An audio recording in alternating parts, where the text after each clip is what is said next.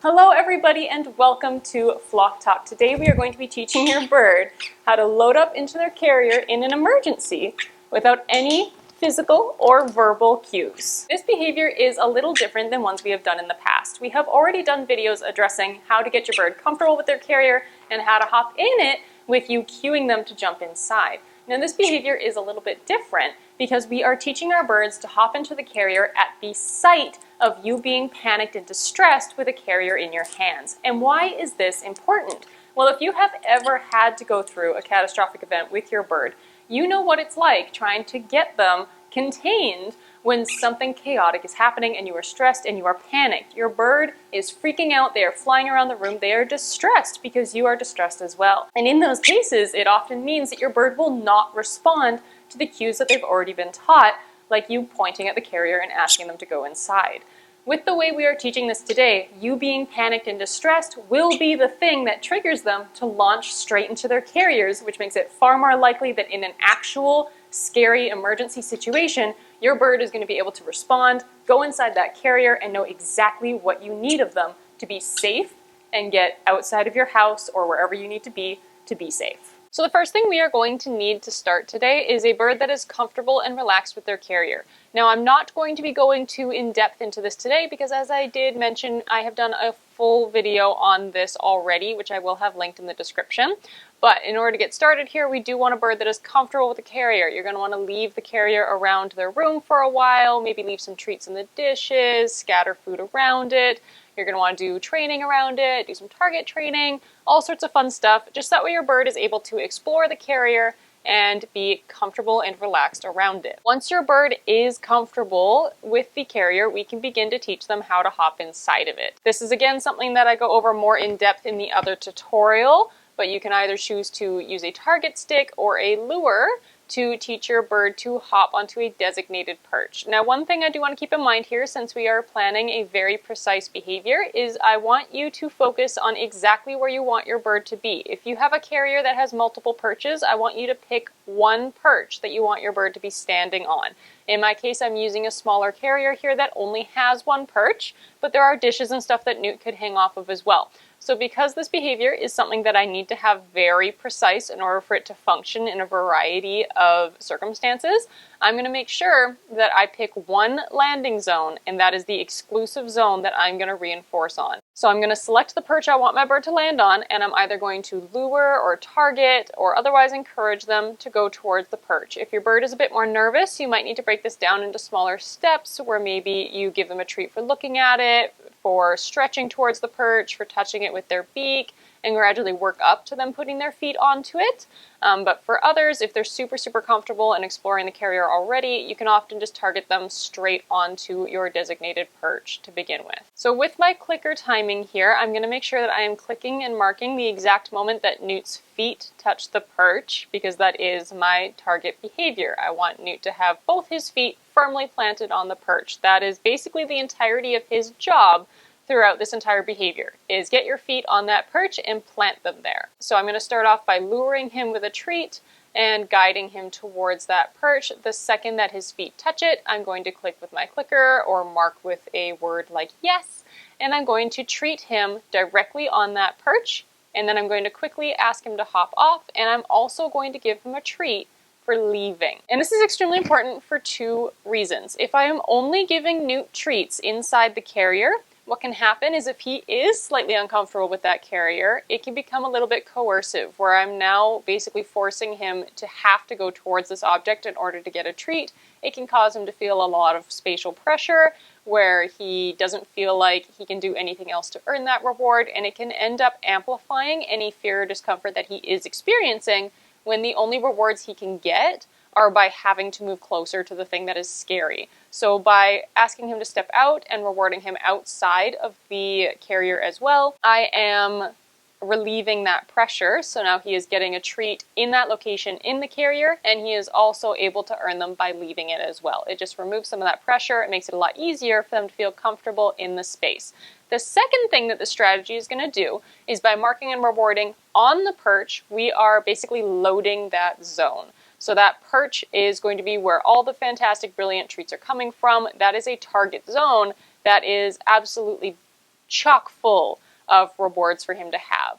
But additionally, if he leaves that perch all willy-nilly on his own, that's not going to be super beneficial for us, right? Because by the end target of this behavior, we need our bird able to hop in this carrier and remain there until we have shut the door completely. So we need to start setting up a situation here for the bird to understand when to stay with their feet planted on the perch and when it is okay to leave. So by rewarding him on the perch, we are teaching him that stepping on that perch earns him the rewards, is valuable, and then when we ask him to step up out of it, we are showing him that there is a specific cue that tells him when he will earn a reward for leaving.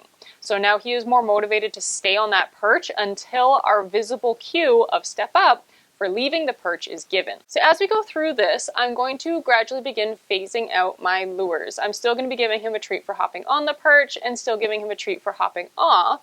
But what I'm going to start doing is I'm going to shift away from luring him on with the treat to just pointing or tapping on the perch. And I'm going to gradually try and work this back as much as possible. What's going to start to happen is when you are doing back-to-back repetitions like this, a bird who is correctly motivated will be really excited to earn that reward, and they're going to start finding shortcuts to go and get it. And what that means is they're going to actually start ignoring your hand signal and just jump straight into that carrier as fast as they can, because the sooner they get there, the sooner they get the reward. And this makes it really easy for us to be able to phase out our hand. So I'm going to have Newt step up still in order to leave. But what I'm going to start doing is I'm going to, as I said, tap the perch or point at it. And then with each repetition, I'm going to hold my pointer hand, which would be directing him towards that perch, a little bit further away from the perch each time until I can actually have that hand behind my back. And what usually ends up happening is you may need to use the hand that they are standing on to guide them in. So you can kind of turn your hand to direct their body towards the perch, and just those more subtle cues to encourage them to hop in. And you're going to repeat this process over and over and over again until you're able to hold your hand in front of that perch, not really have to move it, and the bird is really excited to be jumping inside, so they're going to turn themselves around and jump right in without you having to give them any additional feedback. Once you are at that point, we can begin to move on to the next stage here. Distance is going to be the next thing that I choose to work on here. So I'm unfortunately mostly off camera, but I'm going to stand further and further away from the carrier each time. And the reason for this is because we want our birds able to recognize the carrier and fly to it to land in it from any potential distance. You don't know where you're going to be when an emergency situation happens. You don't know where your bird is going to be. So if you can have them understand to fly to that carrier from absolutely massive distances, it's going to make things a lot easier when you cannot find them in an emergency, but they can see you. They'll see that carrier from no matter how far away, and they will know to fly straight into it. So I'm going to stand further and further away from the carrier here, still treating him and clicking when he lands on top of the perch, and then asking him to step up and giving him a treat for leaving. Once I'm pretty happy with the distance and the speed of Newt's response, where he's not hesitating to jump in, he's very clearly showing that he understands what the criteria are here, I'm going to advance to the next step, which is going to be transitioning from my physical cue of him sitting on my hand and facing the carrier to the carrier itself becoming the cue. And what that's going to look like is I'm going to place Newt down on a nearby perch. In this case, I have a secondary carrier. I'm going to remove the carrier that we're training with out of sight, just hide it behind myself or put it on the floor. I'll wait a couple seconds, and then as soon as he's ready, I will pick it back up and put it straight down on the perch. This is now bringing the carrier into his line of sight. He has spotted it, he is excited to jump into it, and I'm just going to wait and give him a chance. Now Newt was really super excited, so he hopped straight in. I'm going to give him a jackpot because that can be a really tricky transition for a lot of birds, and then we're going to keep copying the exact same process. A treat for being on the perch, and then a treat when he steps up off out of my hand to exit the carrier. And what we start to actually see happen here is Newt is now so excited to be in this carrier and having so much fun with it that he actually will begin to refuse stepping up. And I will go into a bit more depth how I'm going to utilize that a bit later. But that is a good sign when your bird doesn't want to step up anymore because that carrier has become so valuable. So what I'm going to do is kind of wait him out. I can give him a couple more treats for the duration. If you have a bird that's struggled to stay in there before, that's something I would reinforce, but this isn't something Newt struggles with, so I'm just going to wait him out until he realizes no more value is coming from that carrier. I have asked him to step up. I would like him to step up, and then again, I'll set him down on the side. We're going to repeat this process over and over and over again, where I am taking the carrier away, I am hiding it, and then I am bringing it back into his line of sight until his response is super quick, super speedy, and I'm happy with the way it's looking. Another thing I'm keeping an eye out for here is any signs of fear. Your bird might be comfortable with the carrier being stationary, but they might not be comfortable with it moving. So if you find that you move on to the step and your bird is stepping away or they're a little nervous with it being moved, you might need to add additional steps here, where you have your bird on the other side of the room and you just practice picking it up and give them a treat for watching it move and being comfortable with the movement of the carrier itself. When you transition from the stationary carrier to now moving the carrier away and bringing it in, it might be too big of a step for some birds to take. So if you bring it back up into their line of sight and your bird doesn't jump right into it and they aren't showing any signs of fear or discomfort, I would then guide them. You can either lure or target or give them some verbal cues, whatever your bird responds to, and just encourage them to hop back in.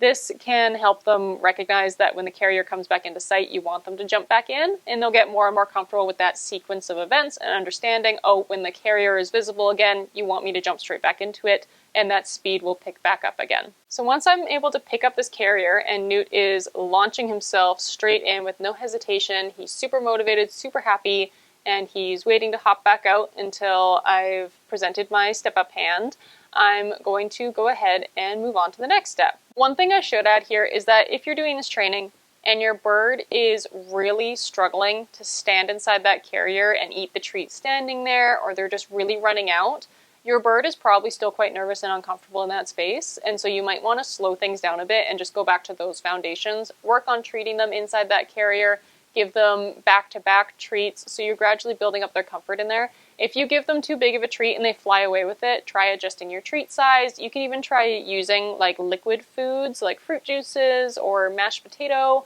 things that they can't necessarily grab and run away with. Then you might be able to shape a bit more of them eating in that location, since that is something that a lot of birds can struggle with. And then over time, you can build up to using more solid foods again or larger foods again and increasing the space between your rewards. So when they first hop on, you can give them treat, treat, treat, treat, and then after a few repetitions, you can give them treat, wait a second, next treat, wait a second, and build up so that way they're able to practice eating on that perch and being comfortable staying in that space. Some birds will require that if they are really struggling to stay still and aren't waiting for your step-up hand before leaving. So the next thing I'm going to choose to work on is carrier movement. So now that Newt understands that when the carrier comes into his line of sight, I want him to jump on it or jump inside of it, I now need to transition this into a more realistic movement scenario. So in an emergency, for my scenario, I'm most likely to grab the carrier and then run into the bird room. So that's what I'm going to practice. I'm going to grab the carrier and I'm just going to practice walking towards a Newt in a very straightforward, easy position.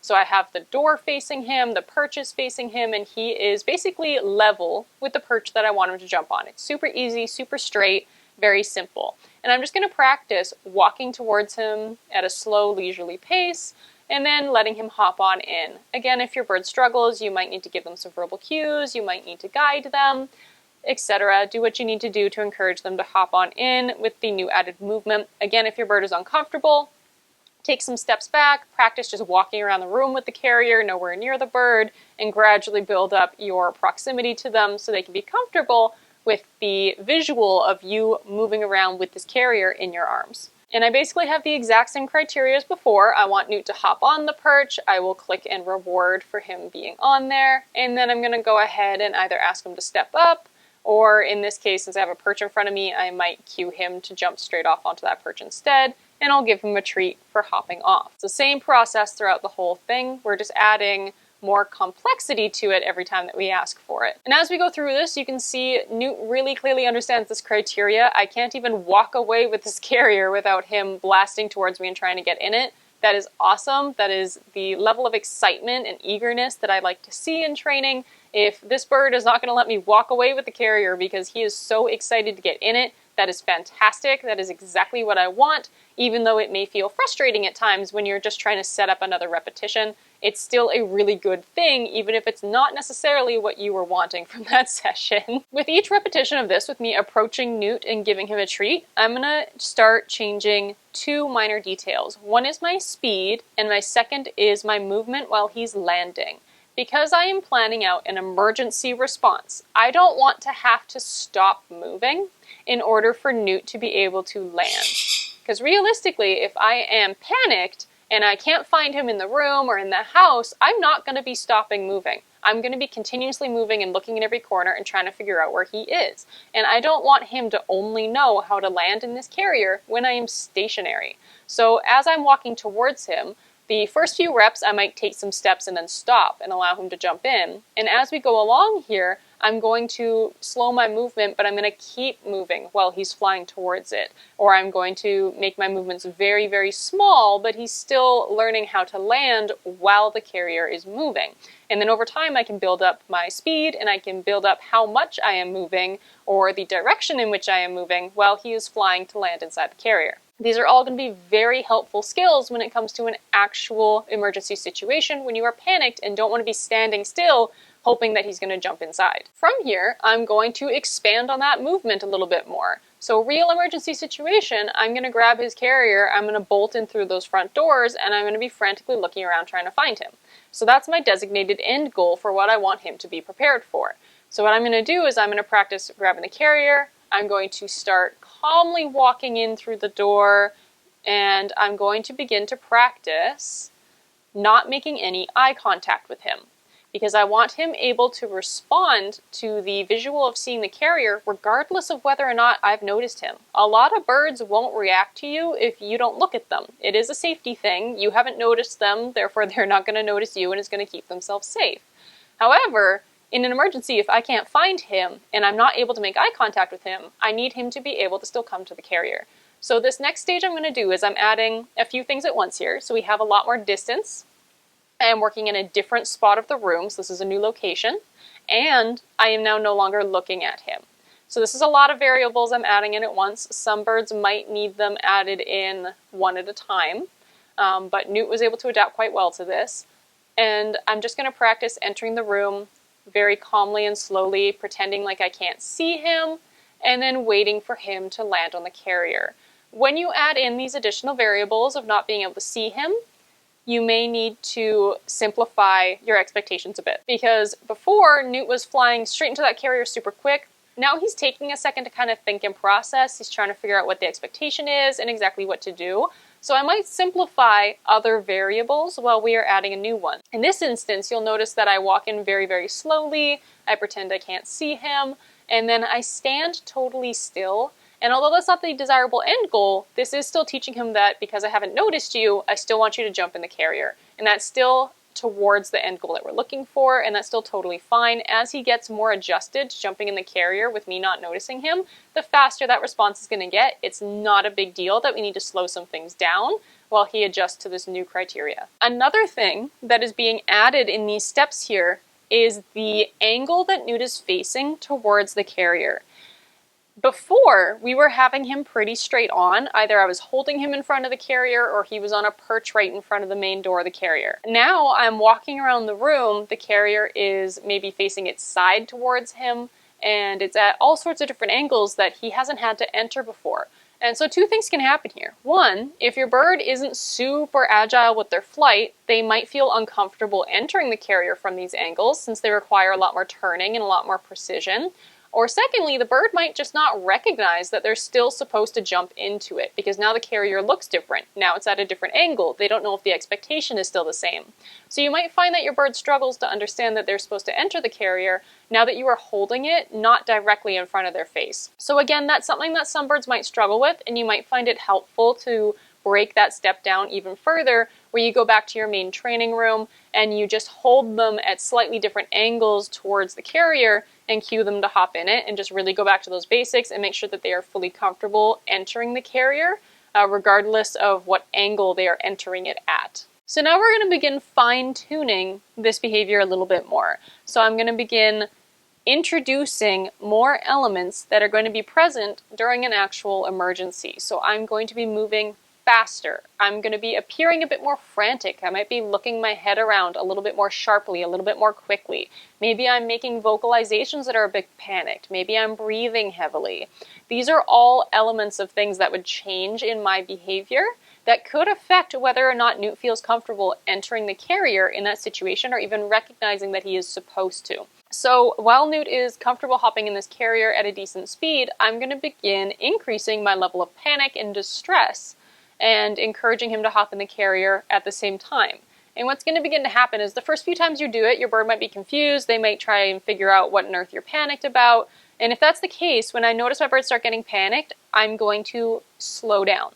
I'm going to drop the extent of my panic a little bit. I'm going to keep going. I'm going to keep moving. I'm going to keep being a little bit distressed, but I'm just going to lower the severity of it. So the bird's able to look around and process and then decide to hop into the carrier while I'm still a little bit panicked. And then with the next repetition, we'll keep doing that same thing over and over and over again until the bird is no longer reacting to my state of fake distress.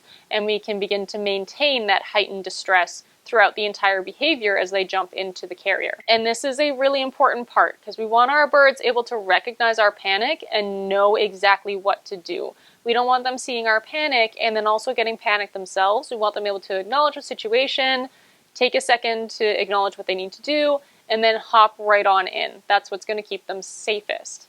So we're really going to work at this. We're going to really work our acting skills at pretending like we're frantic and panicked. We're going to build up our speed and our distress in whatever ways we need to, so that way our bird is adequately prepared for a real life scenario. So now we've got our bird launching into the carrier, really excited, going straight to that perch and staying there until we are asking them to step out. But they haven't had the door shut yet, and that is a whole other situation in of itself. So we're going to go ahead and work on that now. The door can be very, very scary for a lot of birds, so we're going to want to make sure that we go back to our original training room where everybody's nice and relaxed and comfy, they know what their expectations are, and we're going to begin to adjust them to the idea of the door closing. So the door can be a part that is really, really scary for a lot of birds. So we're going to want to make sure that we address this properly, because if we don't treat correctly, we can actually create more discomfort around the situation as they feel persuaded and coerced into interacting with it. So how I'm going to personally set this up is I'm going to have Newt on a carrier to the side here, which he's nice and comfortable and relaxed on. And then I'm very simply just going to move the door with him nowhere near the carrier. He's not interacting with the carrier. He doesn't have to be on the carrier. I'm just moving the door with him off to the side. And I'm going to move it a little bit at a time and kind of gauge his body language and see how he feels. If he starts leaning away really hard, that tells me, oh, that was too scary. If he starts flying away, that's a really obvious sign that that was uncomfortable and he didn't like it, right? So when I've done those things where it's really scary and he's flown away, I'm going to make sure to take steps back, reset him back over to his safe zone on that carrier over there, and go back to just watching the door. I don't want him feeling like this door is going to trap him in. I just want him to know that the door does move. This is what it looks like when it moves. These are the sounds it makes when it moves. And just help him realize that the door itself isn't too scary. It's not a big deal. So my timing for this is I'm going to have Newt on the side. I'm going to move the door a little bit. And then I'm going to mark and reward while the door is moving. I'm going to stop the door moving while he is eating his treat. Once he's done, I will move the door again, mark and reward with the movement of the door. Each time that we do this, I'll move the door a little bit more, and we'll build up those skills. As we see here, Newt started off flying away from the door and getting really scared. Now I can move it and he'll kind of watch it, but we'll notice a lot of eagerness with still interacting with the carrier. Because of all those repetitions we did earlier, with him just jumping in it and nothing happening, he's just jumping in the carrier and having a good time, he has a lot of positive history with this carrier now. He's really excited to interact with this carrier. It doesn't matter that something a little bit scary just happened with that door moving, that I moved a little bit too much. He is excited. He knows that he can earn a lot of things in here and that the carrier itself isn't bad. It's just the door in that one scenario scared him a little bit too much. And that's why I prefer to do things in this order, because now we have that strong reinforcement history to back us for when we accidentally make these mistakes and move things a little bit too fast. Now, between these reps of moving the door and gradually moving it a bit more, I'm going to have the occasional repetition where I don't move the door at all, and I just kind of wait and see what he wants to do. I'm not going to lure him or guide him or push him to interact with the carrier, but I'm using this as a good gauge to see how he's feeling. Because we did so many back-to-back repetitions of him hopping in this carrier and getting a reward, it's pretty fresh in his mind that jumping in this carrier is a good thing. So if I'm working on this door and I stop and he doesn't hop on the carrier, he doesn't look in the carrier, he doesn't interact with it at all, that tells me I've created a lot of discomfort here, and that tells me that I've moved too fast, even if he wasn't presenting a lot of obvious fearful body language. Whereas if I'm doing these repetitions and I stop moving the door and he hops on the edge or he hops inside, that tells me, okay, he's comfortable hopping in, he still feels good about the carrier, he hasn't had any negative connotations with the carrier, we're still feeling good. And that's all information that I can use to see how he's feeling and decide how to proceed. If I'm seeing that discomfort surfacing where he's not wanting to jump straight in, then that tells me I'm moving a little bit too fast and I need to take steps back. It's a really nice way to keep our training balanced, make sure that we are paying attention and that we are really aware of how they are actually feeling. This is a big downside to the design of this carrier and is why I don't really like it that much over the one that's on the left there, the blue one, because the door closing over top of your bird's head is so much harder to get them comfortable with than a door that just opens like a normal door. So I have to take the time here to make sure that he is fully comfortable with a door potentially raising over his head and closing over top of him. So in order to transition to that, instead of having him need to be straight in the carrier in order to earn that reward, what I might do is have him stand on the edge of the carrier. So now he's a little bit closer to the door and he's still interacting with the carrier while that door is moving a little bit and moving a little bit more and a little bit more and a little bit more. This way he's hearing the noises, he's watching it move, and it is moving towards him, but it's not moving over him. And these can all be nice little baby steps that help us get us to the point where he can be inside of it and be more comfortable with the noises. What I begin to implement here with Newt standing on the edge of the carrier is something called a start button behavior. So Newt is really excited about what we're doing, really excited, but because we are working with stuff that is fear related, I really want to make sure that he is opting in to these situations, that he is essentially consenting to that scary thing happening. And what this does is it gives our birds more control over the situation, helps them be prepared for the scary event occurring, creates some predictability, and gives them more confidence, which in turn makes these reps a lot easier to do, ensures that our bird is actually an active participant, and that they are feeling good about what we are doing. And so what I'm using for this is Newt decided to hop on the edge of the carrier for these repetitions, and he begins to lightly touch his beak or his foot to the actual door itself. He decides to interact with it, and so every time he does that, I move the door a little bit. So him touching that door is I'm going to take as the cue to begin doing the thing that is scary. That's him telling me, okay, we can move this now. I go, awesome, I will move it a little bit, click, and then give him his treat. The next thing I'm implementing with this is ensuring that I am resetting the situation. So it's really easy when we are working with fear for our birds to feel stuck and just freeze, and that can end up feeling like they're doing so well or doing so great because they're not running away, but they're actually frozen in fear and panic, which is not a good mental state that we want them to be in. So after each one of these repetitions, I offer my step-up hand and I move Newt away from the carrier onto the one beside it. And this just gives him the opportunity to add some space, shake off, refresh a little bit, and decide if he wants to re-engage with the activity. What also starts to happen here for some of these reps is Newt just begins refusing to step up. He doesn't want me picking him up and moving him anymore. And this is his way of saying, I really don't want to move. I really don't want to have to keep hopping back and forth. I'm good to keep going.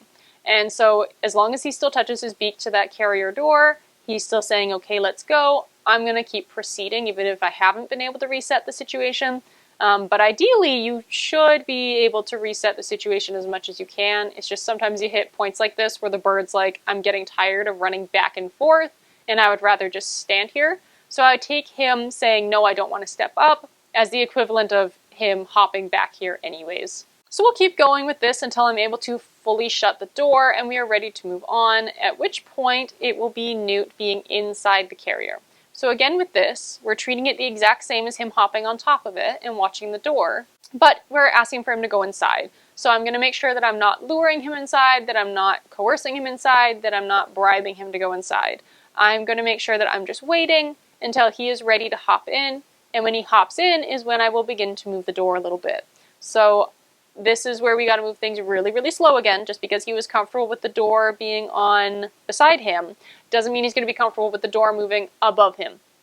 So I'm just going to move it absolutely microscopic little bits, ensure that I'm asking him to step up and leave, completely reset the situation, and when he hops back in, that will be the okay for the door moving again. Another thing I'm making sure to do here, especially in these early steps, is give him a couple free rounds. Give him a treat just for hopping in without moving the door at all. We want to make sure we're keeping things light, we're keeping them easy, and that each repetition with the carrier doesn't always have to mean that we're facing the scary thing. We continue with this every repetition, just moving the door a little bit at a time. We're going to work up to fully being able to close it.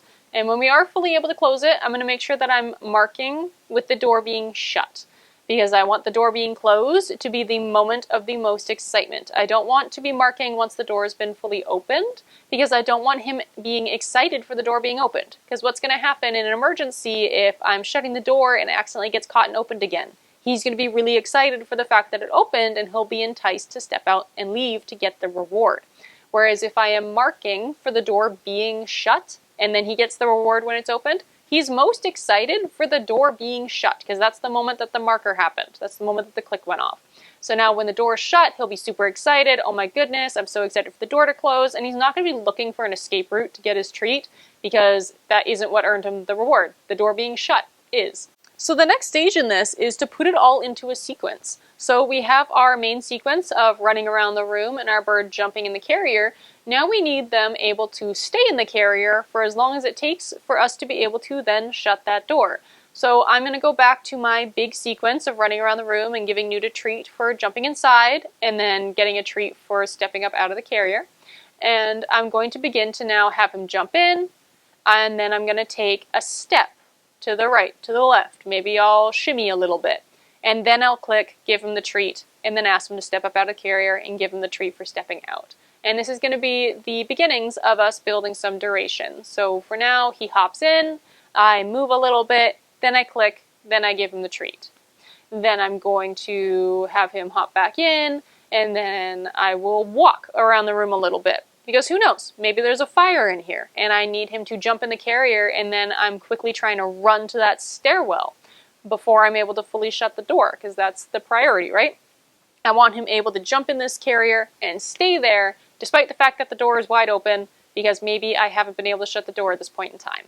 So we're going to gradually build up that duration more and more and more, giving him the treats at the end of the length of the duration. You can also build it by giving them a few. So maybe you give them a treat for landing in the carrier, then you take a step to the right and you give them a treat there, then you take 2 more steps and you give them another treat. That could be another way to help bridge duration if your bird is struggling a little bit. The next thing I'm going to implement is ensuring that he's able to stay in the carrier if it needs to move in bizarre ways, like maybe I'm unable to shut the door with it in my arms, because I do have 2 birds, I have 2 separate carriers. I might need to put the carrier down on the floor before I'm able to actually shut it. So I need to make sure that he's able to stay in the carrier while I work my way down to the floor. So it's all going to be the same process. We're just gradually desensitizing him to staying in that carrier with his feet on the perch for a variety of different circumstances, depending on what you think you're going to need in an emergency. Maybe there's a table you want to bring them to, maybe it's just the floor, maybe you want to run all the way upstairs before you shut the door. Those are the things that you're going to start preparing for here little by little. And then the final piece is going to be shutting the door. And just remember, because they were comfortable with the door shutting over them in that other room, stationary flat on that table, does not mean that they will be comfortable with it in this room. So take the time outside of this whole sequence to practice shutting that door flat on the ground or whatever you want to do it, in a different room, in a different environment, and ensure that they are comfortable with it in each one of those spaces that you think you're going to need to shut the door in before you add it into the rest of your sequence here, because otherwise you could potentially be adding a lot of fear to your entire sequence, which is the opposite of what we want. We want them to be super excited from start to finish. We don't want any fear or discomfort having to be a part of this sequence. So ensure that comfort is there first before you add the door closure to the rest of your sequence. Otherwise, what you're going to do is you're going to create what's called a poisoned cue, where they anticipate that scary, uncomfortable thing happening, and now the entire sequence is tainted, it's poisoned with that fear and that discomfort. So you really want to make sure that that discomfort is gone and is absolutely nowhere near the rest of your sequence. As they get better with this sequence, you will need less and less treats, and what will happen is they will begin to kind of anticipate what's coming next. The more you practice this series of events, they will start to recognize, oh, I jump in the carrier, I know we're going to go on that floor spot over there, I know the door is then going to shut. And when that starts happening, you'll need less of those treats, because the bird now isn't necessarily looking for validation and questioning whether or not they've done the correct thing. Because of that delayed reinforcement, they know that they have, because they know the series of events that's occurring, and you have rewarded them for the entire sequence in the past. So they know it's correct, they know it brings them reinforcement, and they know what's coming. So over time, what I'll start doing is I'll give them a treat for jumping in, and then maybe I won't give them a treat for going down to the floor, but I'll give them a treat for just moving the door. So now I'm taking a treat out of the sequence, but I'm still rewarding sporadically throughout the sequence. So he still knows he's on the right track, but it isn't quite as many treats. And then the next time, maybe I won't treat him for jumping straight in, but I'll treat him for making it to the floor, and then I'll treat him for the door fully shutting, and then one again for leaving. So you're just kind of breaking up those rewards a little bit, so he knows he's doing the right thing, he knows he's still earning reinforcement, but you're not needing to reward every single stage. And then over time, your bird will have a lot of confidence in that sequence and what they're supposed to be doing, and you'll be able to have them fly in, put that carrier on the floor, shut the door, and give them the treat. What we should be left with at the end of this is a bird that is so excited by the sight of the carrier that the second that you enter the room with it, they are bolting across the room, they are launching themselves into that carrier, and they are staying in there until that door is fully shut, at which point you can give them a treat through the bars of the cage and get them to safety. At this point is where I would begin to practice any number of variables that you think could happen in real life. So just because I'm putting Newt on the floor and shutting the door doesn't mean that's the way I'm going to be able to shut the door. If there's an earthquake, I'm not going to stop moving and put him in the middle of a room on the floor. I'm going to try and shut that door while we're moving. So I'm also going to take the time to desensitize him to the door shutting while I'm holding him, to the sounds of the carrier rubbing against my shirt, to the door moving against my shirt, to the way that the door might flop or fall a little bit if I'm not as careful with it. These are all little things that can go wrong or can be different depending on the emergency that we're in. So I'm going to make sure that he's prepared for all of these different variables and that he understands that he is doing the correct thing no matter what weirdness has changed in the environment or the sequence itself. The behaviors that he needs to perform are still the same. Put your feet on the perch as soon as you see it, keep your feet on the perch throughout the duration of movement, and keep your feet on the perch while the door shuts. So that will do it from us here today. This behavior is not only super flashy and fun looking, because they just launch themselves straight in there all on their own, but it is super, super practical and super effective when you're in an actual emergency scenario. And what I do encourage you to do with this training is take the little bits that I have introduced here and expand upon it. If you live in an earthquake area that is super common to experience those sorts of emergencies, prepare for them. Play videos of those sound effects in the background while you're doing this training. Maybe have a friend clatter a chair on the ground and make all sorts of loud banging noises. You can really take this as far as you need to be able to have your bird comfortable with all of the aspects of that emergency situation and know exactly what is expected of them during that emergency prior to it ever occurring. But that will do it for today, so thank you guys so much for watching. I really, really hope that you enjoy this tutorial and you guys have a lot of fun doing it. But that'll do it, so thank you guys so much for watching, and I will see you all in the next one. Bye!